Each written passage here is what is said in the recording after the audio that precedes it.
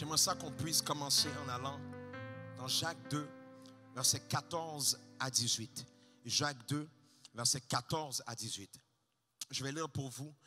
La Bible nous dit, mes frères, que sert-il à quelqu'un de dire qu'il a la foi s'il n'a pas les œuvres? La foi peut-elle le sauver? Si un frère ou une sœur sont nus et manquent de la nourriture de chaque jour, et que l'un d'entre vous leur dise, allez en paix, chauffez-vous et vous rassasiez, et que vous ne leur donniez pas ce qui est nécessaire au corps, à quoi cela sert-il? Il en est ainsi de la foi. Si elle n'a pas les œuvres, elle est morte en elle-même. Si elle n'a pas les œuvres, elle est morte en elle-même. Mais quelqu'un dira, toi, tu as la foi et moi, j'ai les œuvres. Montre-moi ta foi sans les œuvres et moi, je te montrerai la foi par mes œuvres. Si tu crois que la parole est encore la vérité en 2021, est-ce que je pourrais avoir un amen quelqu'un? Amen quelqu'un. En préparation pour ce que Dieu voulait nous révéler ce soir, j'ai été défié à accepter la réalité du fait que les situations dans lesquelles nous sommes ont causé une démarcation claire entre le blé et l'ivraie. Une démarcation claire. Démarcation parle d'une nette séparation entre deux domaines. Une distinction marquée entre un domaine, une catégorie et un autre. Le Seigneur a commencé à me parler d'une des multiples intentions derrière la COVID-19.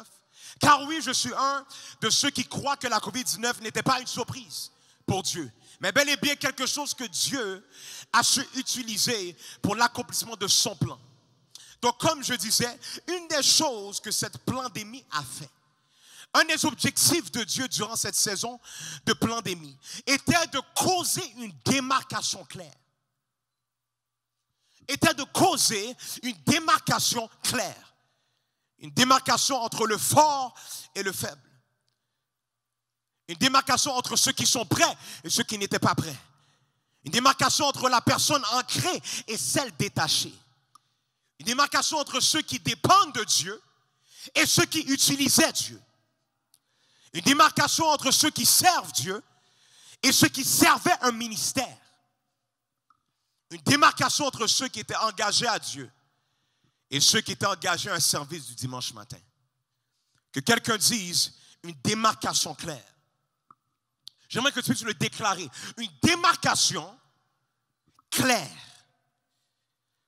Pour ce midweek experience, le Seigneur m'a parlé de mettre l'emphase sur une démarcation particulière. Il m'a parlé de mettre l'emphase sur la démarcation entre ceux qui croient réellement en Dieu, ceux qui croient réellement en Dieu et ceux qui ne croient pas réellement en leur Dieu. Le Seigneur m'a parlé de mettre l'emphase sur la démarcation entre ceux qui ont réellement la foi en leur Dieu et ceux qui n'ont pas réellement la foi en leur Dieu. Rappelons-nous que la foi sans les œuvres, elle est morte en elle-même, selon Jacques 2, verset 17. La Bible nous dit, il en est ainsi de la foi, si elle n'a pas les œuvres, elle est morte en elle-même. Ce qui veut littéralement dire que ta foi, sans l'appui de certaines actions concrètes, elle est morte en elle-même. Ce qui veut littéralement dire que tu ne peux identifier la foi sans l'identification des actions qui la supportent. Je répète, tu ne peux pas identifier la foi sans l'identification des actions qui supportent cette foi. Ce qui veut littéralement dire que la foi, sans des preuves, elle est morte en elle-même. Donc littéralement, les œuvres sont l'argument de ta foi. Peuple de Dieu, nous sommes dans l'ère de Romains 8, verset 19. Romains 8, verset 19 qui nous dit, la création attend avec un ardent désir, et selon d'autres versions bibliques, avec impatience, la révélation des fils de Dieu. Si nous sommes en mesure d'être sensibles au monde de l'esprit, nous réaliserons rapidement que le temps est propice, que les temps et les circonstances sont arrangés, sont fixés, sont préparés pour la révélation des fils de Dieu. La création attend avec un ardent désir la révélation des fils de Dieu. Voici la question que je me suis directement posée suite à ce passage. En tant que fils de Dieu, qu'est-ce qu'il nous faut pour s'assurer que dans cette saison, nous puissions passer de lire ce verset à expérimenter ce verset? La question m'est montée à l'esprit, en tant que fils de Dieu, qu'est-ce qu'il nous faut pour s'assurer que dans cette saison, nous puissions passer de lire ce verset à expérimenter ce verset? J'ai demandé à Dieu, qu'est-ce qui nous est essentiel? Qu'est-ce qui nous est essentiel pour qu'on puisse réellement vivre ce verset? Le Seigneur va me pousser à lire le passage biblique dans la première épître aux Corinthiens, envoyé par l'apôtre Paul à l'église de Corinthe. On va aller dans 1 Corinthiens 2, versets 3 à 5. Et je suis encore en train d'établir la fondation sur laquelle on va bâtir ce soir. 1 Corinthiens 2, versets 3 à 5. La Bible va nous dire ceci. Moi-même, j'étais auprès de vous. Et c'est Paul qui parlait. Moi-même, j'étais auprès de vous, dans un état de faiblesse, de crainte et de grand tremblement. Et ma parole et ma prédication ne reposaient pas sur les discours persuasifs de la sagesse, mais sur une démonstration d'esprit et de puissance, afin que votre foi fût fondée non sur la sagesse des hommes, mais sur la puissance. Mon attention s'est stationnée sur le verset 5, qui dit « Afin que votre foi fût fondée non sur la sagesse des hommes, mais sur la puissance. » Notre Dieu ne veut pas que la révélation de ses fils repose sur notre intelligence. Notre Dieu ne veut pas que la révélation de ses fils repose sur des beaux discours. Notre Dieu ne veut pas que la révélation de ses fils repose sur un charisme hors pair. Mais la révélation des fils de Dieu se doit de reposer sur une démonstration d'esprit et de puissance. Même le mot révélation parle pour lui-même. Je dis même le mot révélation parle pour lui-même. Révélation, pour ceux qui ne savent pas, parle d'un phénomène par lequel des vérités cachées sont révélées.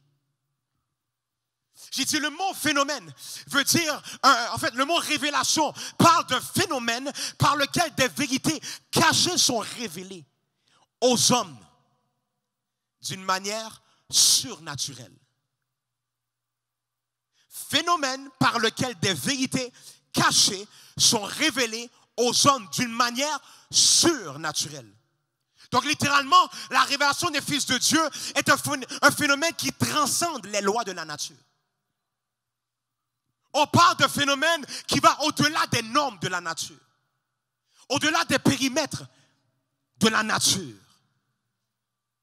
Et mesdames et messieurs, ce soir, j'aimerais dire à quelqu'un que pour qu'on expérimente réellement Romains 8, 19, qui nous parle de la révélation des fils de Dieu,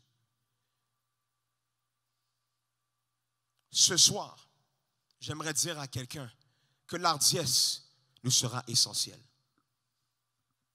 Après la consécration, après la prière, après le jeûne, après le temps de la parole de Dieu, maintenant viendra l'importance de l'ardiesse. Le titre de mon message ce soir, l'ardiesse essentielle.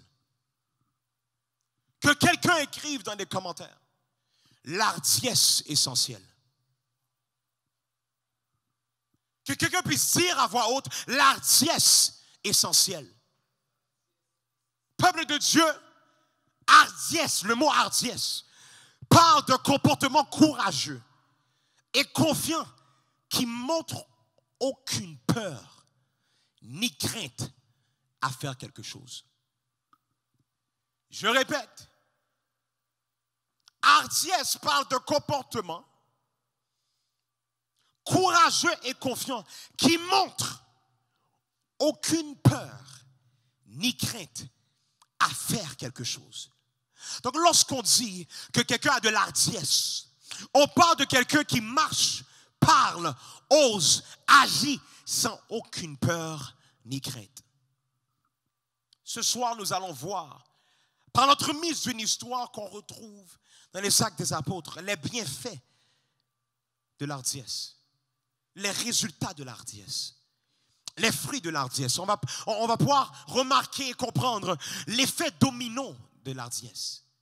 Parce qu'effectivement, l'hardiesse, c'est le commencement qui provoque quelque chose d'autre. L'hardiesse, c'est la semence, mais il y a un fruit à l'hardiesse. Est-ce que vous êtes prêts? Si tu veux réellement expérimenter Romains 8, 19 et que tu veux comprendre la puissance qui réside dans l'hardiesse et que tu veux comprendre l'effet domino que cause l'hardiesse essentielle, écris dans les commentaires « Je suis prêt ». Non, il faut vraiment que je sente que tu es prêt. Tu es prêt à pouvoir comprendre réellement quel est l'effet domino qui vient après l'hardiesse. Si tu es prêt pour entendre ces vérités, écris dans les commentaires « Je suis prêt ». Que tu puisses même le dire avant « Je suis prêt à comprendre l'importance de l'hardiesse dans cette saison ». Allons dans Acte 3. Acte 3, verset 1. Acte 3, verset 1. C'est une histoire qui est extraordinaire, qui nous révèle beaucoup de choses. Mais j'aimerais ça faire ressortir 2 points majeurs ce soir. 2 points majeurs, et après ça, on va pouvoir se laisser. Donc, Acte 3, verset 1, je lis pour vous. Pierre et Jean montaient ensemble au temple. À l'heure de la prière, c'était la 9e heure. Il y avait un homme boiteux de naissance qu'on portait et qu'on plaçait tous les jours à la porte du temple appelé la Belle, pour qu'il demandât l'aumône à ceux qui entraient dans le temple. Verset 3. Cet homme, voyant Pierre et Jean qui allaient y entrer, leur demanda l'aumône. Comprenons le contexte ici. La Bible nous dit que l'homme était boiteux de naissance. Dans d'autres versions, la Bible nous parle aussi de cet homme comme étant un mendiant. Et pour ceux qui ne savent pas, un mendiant, c'est un clochard. Quelqu'un qui était sans domicile fixe. Quelqu'un qui vit des dons faits aux pauvres par charité. Donc cet homme était devant le temple appelé la Belle. Il faut comprendre et saisir que cet homme était assis à quelques pieds d'un temple qui était supposé être une maison de guérison. Donc littéralement, cet homme-là, qui est boiteux de naissance, pas comme si il y a eu un accident, il est né en étant boiteux. On l'amenait à chaque jour devant le temple la Belle. Il était là en train de demander des dons aux gens qui passaient. Mais il était techniquement assis à quelques pieds d'un temple qui était supposé être une maison de guérison. Mais il ne pouvait pas entrer dans ce temple-là à cause que ce temple n'acceptait pas les malades. En fait, il n'acceptait pas les mendiants. Donc littéralement, ce mendiant s'est retrouvé à regarder pendant des années les personnes en santé entrer à l'intérieur pour adorer et prier. Et voici Romains 8, verset 19. La révélation des fils de Dieu. Pierre et Jean. Verset 4. Je continue. Verset 4. Pierre, de même que Jean, fixa les yeux sur lui et dit, regarde-nous. Et il les regardait attentivement, s'attendant à recevoir d'eux quelque chose. Verset 6. Alors Pierre lui dit, je n'ai ni argent ni or. Mais ce que j'ai, je te le donne. Au nom de Jésus-Christ de Nazareth, lève-toi et marche. Et le prenant par la main droite, il le fit lever. Au même instant, ses pieds et ses chevilles devinrent fermes. D'un saut, il fut debout et il se mit à marcher. Il entra avec eux dans le temple, marchant, sautant et louant Dieu. J'aimerais premièrement commencer par dire à quelqu'un que l'hardiesse débloque le miraculeux. J'ai dit, l'hardiesse débloque le miraculeux. L'hardiesse est ce qui a débloqué le miracle de cet homme mendiant et boiteux. La Bible nous dit dans Acte 3, verset 3, que cet homme, voyant Pierre et Jean, qui allaient y entrer, leur demanda pour des dons. Comme qu'il faisait avec chaque personne. Comme qu'il faisait à chaque jour. Il va aller vers Pierre et Jean. En fait, il va attendre que Pierre et Jean viennent. Il va lui faire signe pour demander quelque chose. pour survivre. Ensuite, la Bible va nous dire que Pierre et Jean fixa les yeux sur lui et dit, regarde-nous. Voici ce que le Saint-Esprit m'a révélé à travers ce verset. Pierre et Jean n'ont pas été concernés par la demande de l'homme, mais ils ont été concernés par le besoin de l'homme. Je le répète, Pierre et Jean n'étaient pas concernés par qu'est-ce que l'homme est en train de demander qui était de l'argent, qui était l'or et l'argent. Mais eux, ils étaient concernés par qu'est-ce que l'homme avait besoin. La preuve, ils vont ensuite dire dans Acte 3, verset 6, je n'ai ni argent ni or, mais ce que j'ai, je te le donne au nom de Jésus. Vous savez où est-ce que l'ardiesse se retrouve dans ce verset-là? Dans le mais. C'est lorsqu'il a dit mais qu'on peut voir que l'ardiesse a kick in. C'est lorsqu'il a dit mais que là, boum, c'est rentré. L'ardiesse a commencé à agir. Il va dire, je n'ai ni argent ni or, mais. Lorsqu'on parle de quelqu'un qui a de l'ardiesse, on parle de quelqu'un qui n'a pas peur de oser. Pierre n'a pas eu peur de oser lui dire, je n'ai ni argent ni or, mais ce que j'ai, je te le donne. Au nom de Jésus-Christ de Nazareth. Voici une autre preuve qu'il avait de l'ardiesse. Pierre va ensuite lui dire, lève-toi et marche. Je ne sais pas si on comprend réellement la lourdeur de ce qu'on vient de lire. Pierre et Jean parlaient à quelqu'un qui était un mendiant, qui était boiteux depuis sa naissance, qui demandait pour de l'argent et de l'or. Pierre et Jean ne vont pas lui donner de l'argent ni de l'or, mais vont lui dire, je te donne ce que j'ai. Et maintenant vont dire à un boiteux de naissance, au nom de Jésus-Christ de Nazareth, lève-toi et marche. Que quelqu'un écrive dans les commentaires, l'ardiesse essentielle. L'ardiesse essentielle. L'ardiesse essentielle. Ce n'aurait pas ici. Pierre pensait, agissait, parlait avec tellement d'ardiesse que la Bible va nous dire que l'ardiesse en lui va le pousser à faire une action. Il ne va pas juste dire quelque chose. Il va poser une action. Qu'est-ce qu'il va faire comme action? Verset 7. Et le prenant par la main droite, il le fit lever. Au même instant, ses pieds et ses chevilles devinrent fermés.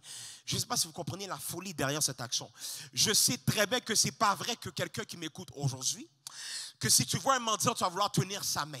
Ce n'est pas vrai que lorsque tu vas voir sa main qui est gonflée, qui est remplie de saleté, qui est là, qui n'est pas pris soin, qui est sale, qui ne sent pas bon, que maintenant, non seulement tu vas avoir l'ardiesse de dire que je n'ai ni argent ni or, mais je te donne ce que j'ai.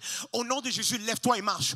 Il va non seulement faire une déclaration, mais la Bible va nous dire que Pierre va aller plus loin. Il va poser une action après que son ardiesse l'a poussé à dire qu'est-ce qu'il a dit. Il va maintenant prendre sa main. Il va prendre sa main et il va le lever. Au même instant, ses pieds et ses chevilles devinrent fermes. Oh my God, l'ardiesse l'a poussé à faire une action.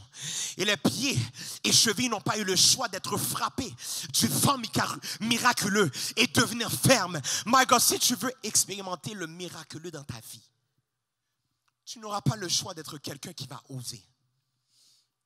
Tu n'auras pas le choix d'être quelqu'un qui marche avec hardiesse. Tu n'auras pas le choix d'être quelqu'un qui agit avec hardiesse. Tu n'auras pas le choix d'avoir des actions qui supportent ton hardiesse. Comme mentionné dans l'introduction, la foi sans les œuvres, elle est morte en elle-même.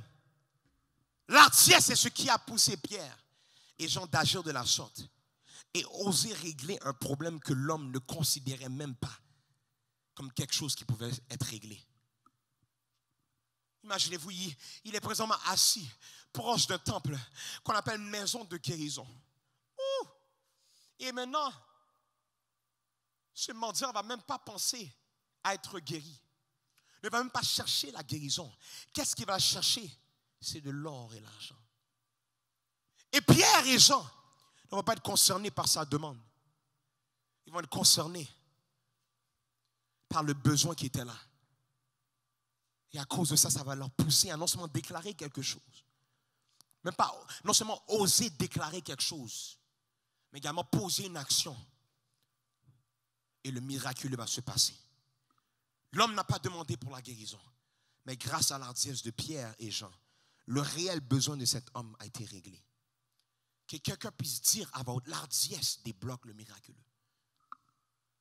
On déclare-le, même si tu ne le déclares pas trop fort, mais au moins déclare-le pour ta propre tête. Dis l'hardiesse débloque le miraculeux. L'hardiesse débloque le miraculeux. Oh my God, on parle de l'hardiesse essentielle. Continuons à lire. Acte 3, versets 7 à 10. Et le prenant par la main droite, il le fit lever. Au même instant, ses pieds et ses chevilles devinrent fermes. D'un saut, il fut debout et il se mit à marcher. Il entra avec eux dans le temple, marchant, sautant et louant Dieu. Verset 9. Tout le monde le vit marchant et louant Dieu. Verset 10. Il reconnaissait que c'était celui qui était assis à la belle porte du temple pour demander l'aumône. Et ils furent remplis d'étonnement et de surprise au sujet de ceux qui lui étaient arrivés. Peuple de Dieu, une fois que l'hardiesse débloque le miraculeux, l'effet domino se poursuit et le miraculeux délivre l'incrédule. Je répète, une fois que l'hardiesse débloque le miraculeux, l'effet domino se poursuit et le miraculeux délivre l'incrédule. La Bible va nous dire dans le verset 8, il entra avec eux dans le temple, marchant, sautant et louant Dieu. Le même homme qui était boiteux depuis la naissance va se retrouver guéri et en mesure d'entrer dans le temple qui n'avait même pas le droit d'entrer auparavant à cause de son état physique. Et voici ce que la Bible nous dit dans le verset 9. Tout le monde le vit marchant et louant Dieu. Peuple de Dieu, la raison pour laquelle l'incrédule est délivré de sa prison d'incrédulité, c'est à cause du miraculeux. Ce n'est pas à cause d'une bonne parole. C'est à cause d'une démonstration de puissance. C'est à cause du miraculeux. J'aimerais dire à quelqu'un que le miraculeux n'est pas exclusif aux croyants. Je vais mettre ça très clair. Le miraculeux n'est pas exclusif juste pour les croyants.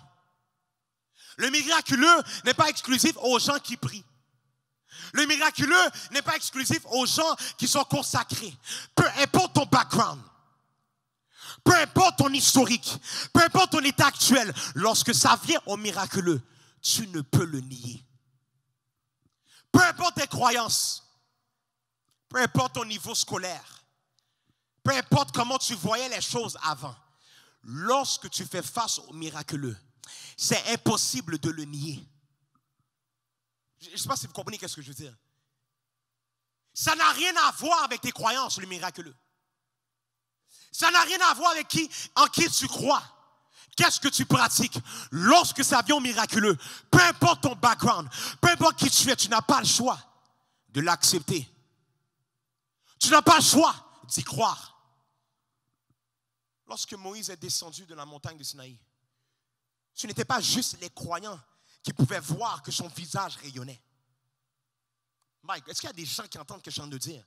Lorsque Moïse est descendu de la montagne de Sinaï, ce n'est pas juste les croyants qui étaient capables de voir que son visage est en train de rayonner. Peu importe qui tu étais, le miraculeux défiait ton intellect et te forçait à reconnaître que la gloire de Dieu était sur le Fils de Dieu. Peu importe si tu croyais que cet homme boiteux allait un jour marcher ou non, lorsque le miracle s'est fait, tu n'avais pas autre choix que de maintenant croire.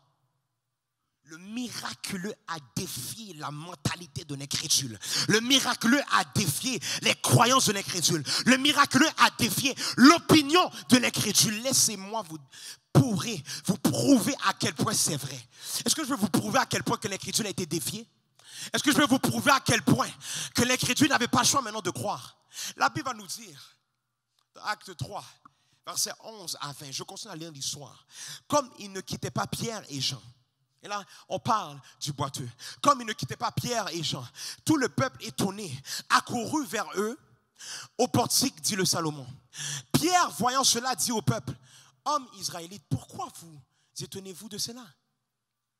Pourquoi avez-vous les regards fixés sur nous, comme si c'était par notre propre puissance ou par notre piété que nous eussions fait marcher cet homme?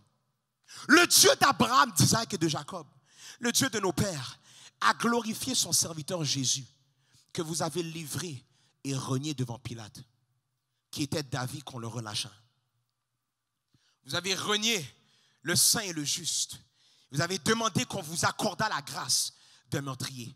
Vous avez fait mourir le prince de la vie, que Dieu a ressuscité des morts. Nous en sommes témoins. Verset 16. C'est par la foi en son nom que son nom a raffermi celui que vous voyez et connaissez. C'est la foi en lui qui a donné à cet homme cette entière guérison. En présence de vous tous. Et maintenant, frères, je sais que vous avez agi par ignorance, ainsi que vos chefs. Mais Dieu a accompli de la sorte ce qu'il avait annoncé d'avance, par la bouche de tous ses prophètes, que son Christ devait souffrir. Verset 19. Repentez-vous.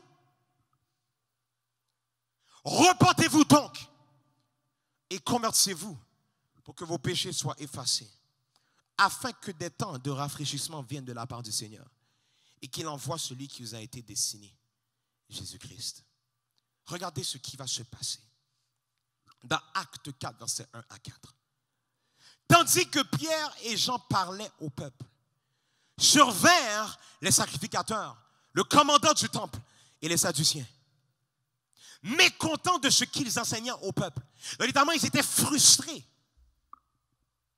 dérangés de qu'est-ce que Pierre et Jean étaient en train d'enseigner. Ils vont s'énerver. Et la Bible va nous dire, ils vont annoncer en la personne de Jésus, à cause qu'ils annonçaient en la personne de Jésus la résurrection des morts. Ils mirent les mains sur eux, Pierre et Jean. Ils mirent les mains sur eux et ils les jetèrent en prison jusqu'au lendemain, car c'était déjà le soir. Verset 4. Verset 4. Cependant, beaucoup de ceux qui avaient entendu la parole crurent. Et le nombre des hommes s'éleva à environ 5000.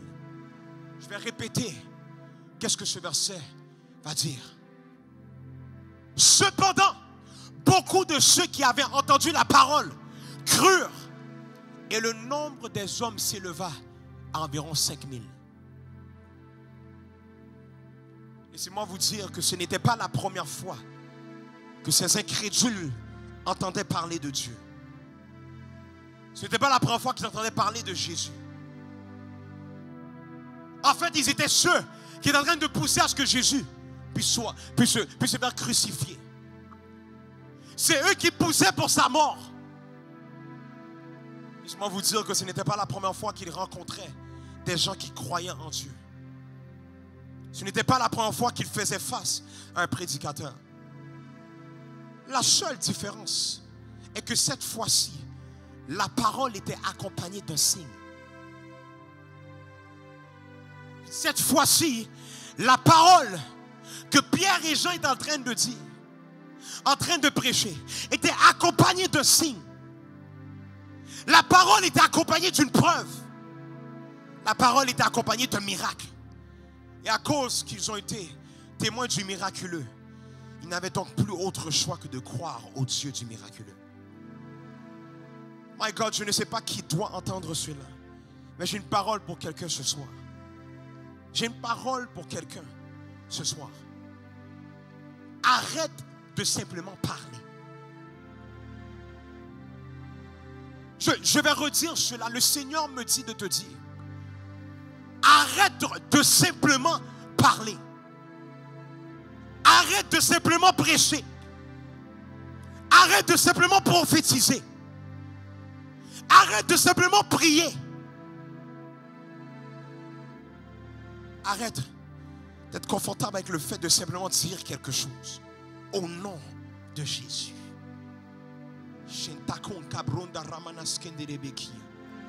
Arrête d'être confortable de uniquement dire une bonne parole.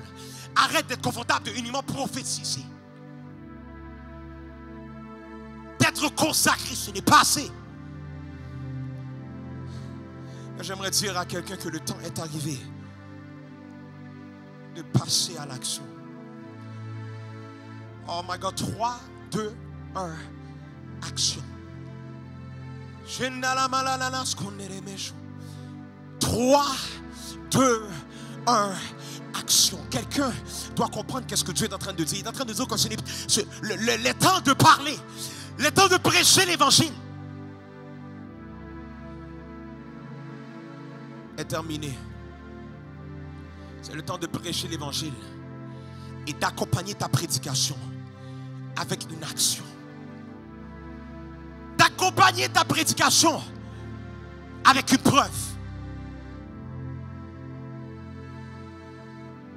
La création attend avec impatience la manifestation des fils de Dieu. La création attend avec impatience, avec un ardent désir. Ce n'est plus assez de parler. Ce n'est plus assez de dire, le Seigneur m'a dit ceci. Le Seigneur m'a révélé que ceci et cela va se passer. Le Seigneur m'a révélé que ceci et cela se passe dans ta famille. Mais c'est le temps d'accompagner cette parole avec une action de la même manière que Pierre et Jean l'ont fait.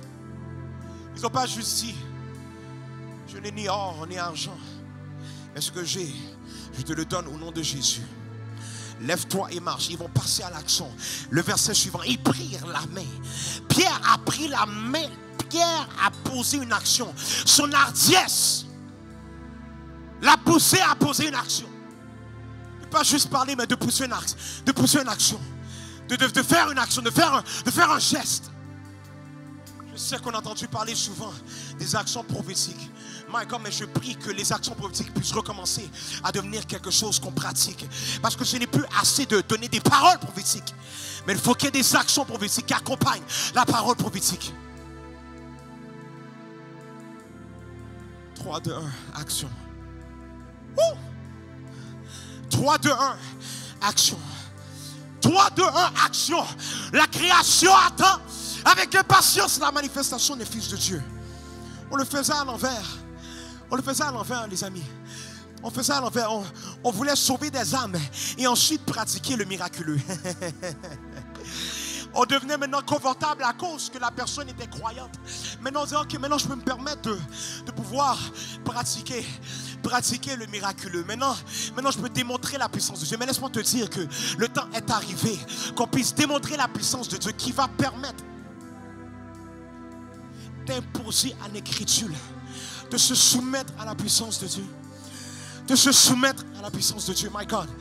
3, 2, 1, action. 3, 2, 1. 3, 2, 1, action. Quelqu'un est en train de réaliser qu'est-ce que Dieu est en train de dire. Enough is enough.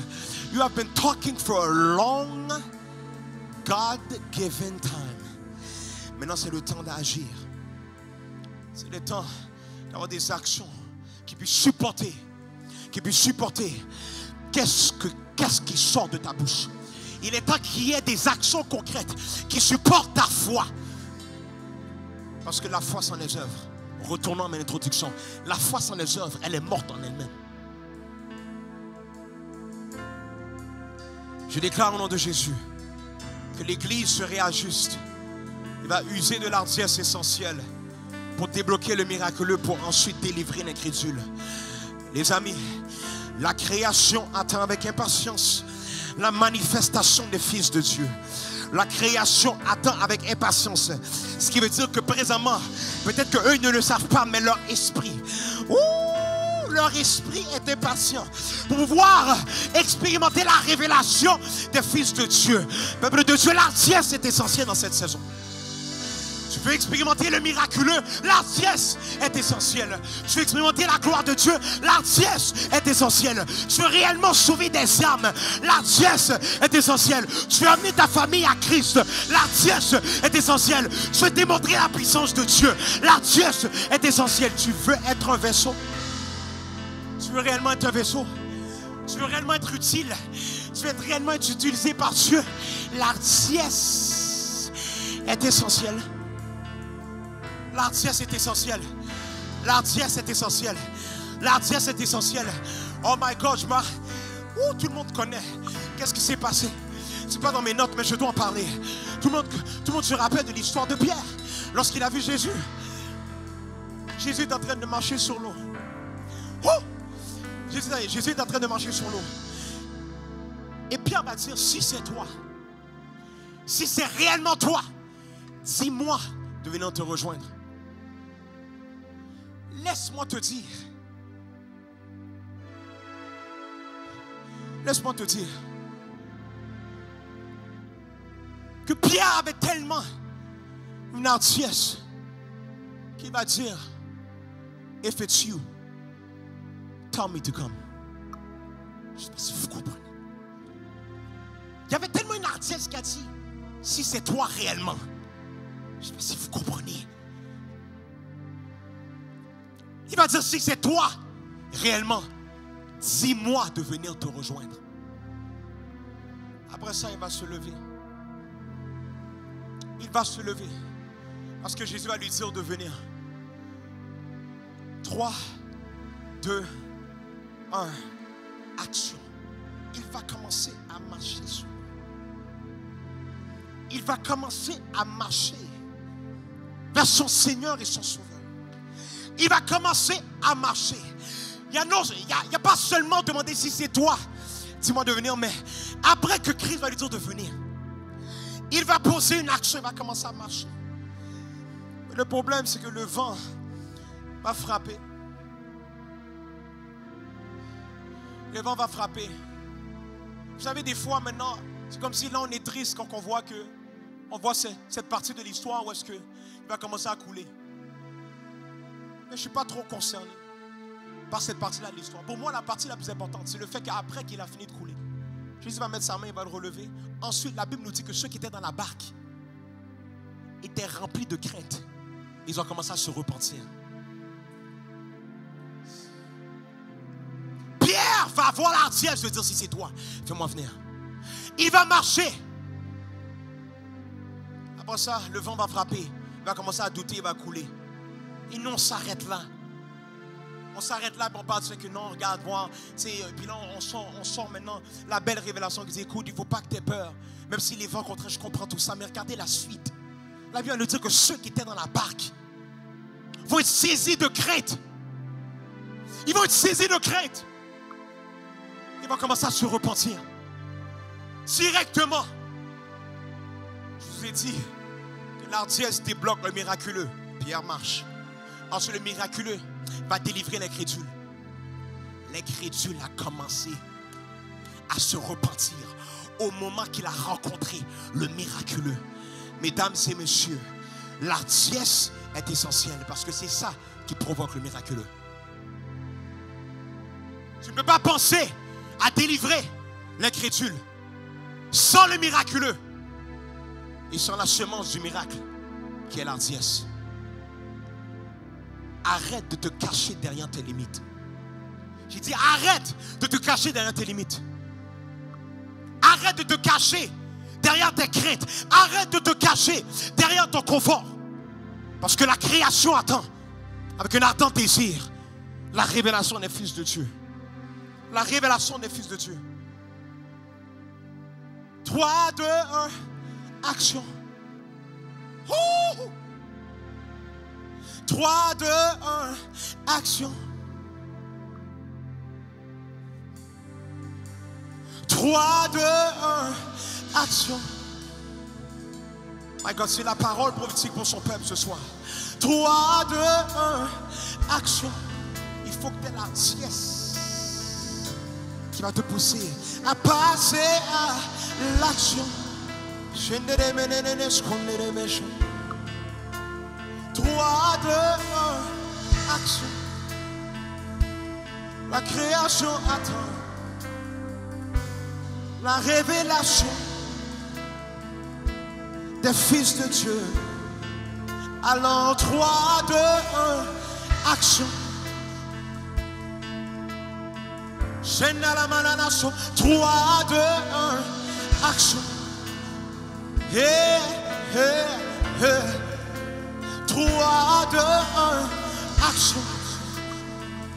Il est temps pour toi. Il est temps pour toi de passer à l'action. Il est temps pour toi de passer à l'action. La création attend avec un ardent désir la révélation des fils de Dieu. Pour qu'on puisse répondre à cette attente de la création. Ça commence avec l'hardiesse. La l'artiège que Pierre et Jean avaient. On est poussé à dire quelque chose. Ils vont comprendre que la foi, sans les œuvres, elle est morte en elle-même. Donc ils vont pousser la chose au prochain niveau. Ils vont poser une action. L'action va débloquer le miraculeux. Ensuite, la Bible va nous dire que lorsque les gens vont le voir, en fait tout le monde l'a vu, qu'il y avait un miracle qui était là. Il y avait un miracle parmi eux. Et la Bible va nous dire que même si on les a mis en prison à cause de leur message,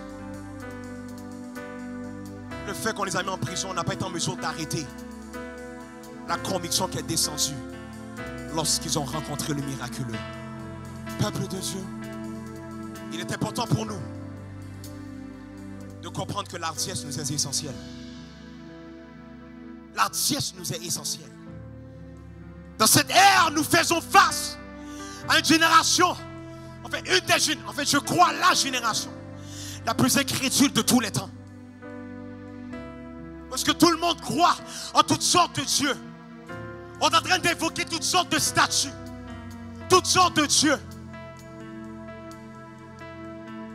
Pour qu'on soit réellement en mesure de les amener à Christ, nous aurons besoin de l'artiège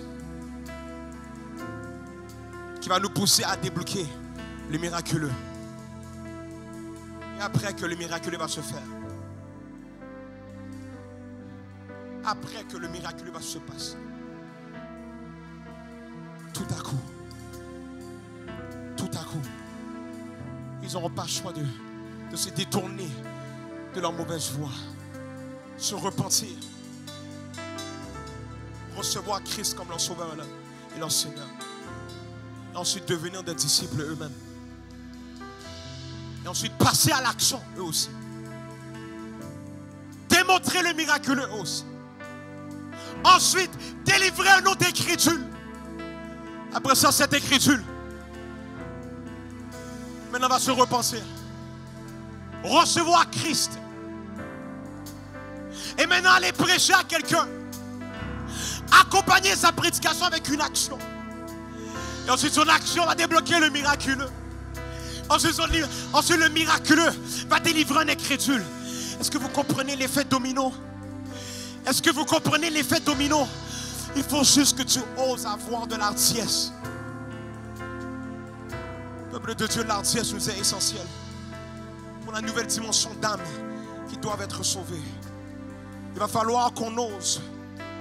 Il va falloir qu'on n'ait pas peur de démontrer la puissance de Dieu. Pourquoi? Je retourne à l'introduction. Pourquoi? Je termine avec ceci. Pourquoi qu'il faut qu'on démontre la puissance de Dieu? Comme que Paul l'a dit, afin que leur foi fût fondée non sur la sagesse des hommes, mais sur la puissance qui réside dans le nom de Jésus. Afin que leur foi fût fondée non sur un bon service du dimanche matin, mais sur la puissance qui réside dans le nom de Jésus. Afin que leur foi fût fondée non sur un bon sentiment de paix, mais sur la puissance qui réside dans le nom de Jésus. Peuple de Dieu, l'artiège nous est essentiel. J'aimerais ça dire à quelqu'un. 3, 2, 1, action. 3, 2, 1, action.